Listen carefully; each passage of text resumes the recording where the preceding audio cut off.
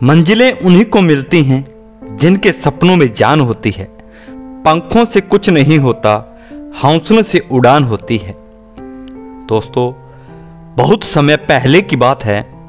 एक राजा को उपहार में किसी ने बाज के 2 बच्चे भेंट किए। वे बड़े ही अच्छी नस्ल के थे और राजा ने कभी इससे पहले इतने शानदार बाज नहीं देखे थे। राजा ने उनकी देखभाल के लिए एक अनुभवी आदमी को नियुक्त कर दिया।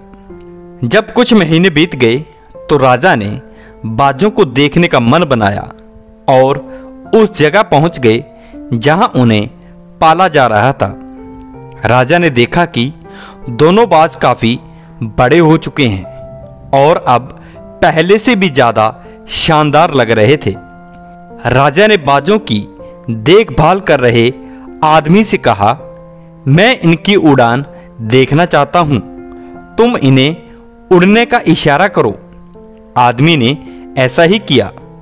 इशारा मिलते ही दोनों बाज उड़ान भरने लगे, पर जहां एक बाज आसमान की ऊंचाइयों को छू रहा था, वहीं दूसरा कुछ ऊपर जाकर वापस उसी डाल पर आकर बैठ गया जिसे वो उड़ा था। ये देख राजा को कुछ अजीब लगा। क्या बात है, यहां एक बाज इतनी अच्छी उड़ान भर रहा है, वहीं ये दूसरा बाज उड़ना ही नहीं चाह रहा। राजा ने सवाल किया, जी हजूर, इस बाज के साथ शुरू से यही समस्या है, वो इस डाल को छोड़ता ही नहीं। राजा को दोनों ही बाज बहुत प्रिय थे और वो अपने दूसरे बाज को भी उसी तरह उड़ना देखना चाहता था। अगले दिन पूरे राज्य में ऐलान करा दिया गया कि जो व्यक्ति इस बाज को ऊंचा उड़ाने में कामयाब होगा, उसे ढेरों सारे इनाम दिए जाएंगे।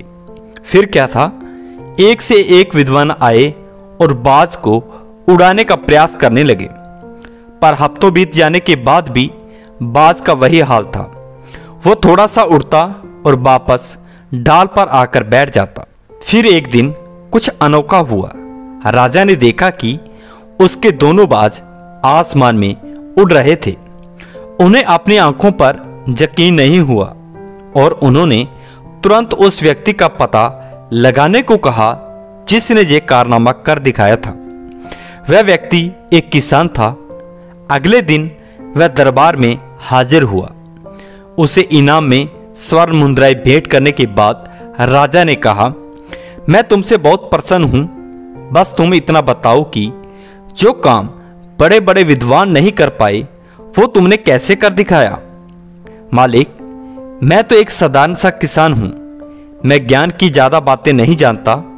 मैंने तो बस वो पेड़ की डाल ही काट दी जिस पर बैठने का बाज आदी हो चुका था, और जब वो डाल ही नहीं रही तो वो अपने साथी के साथ ऊपर उड़ने लगा।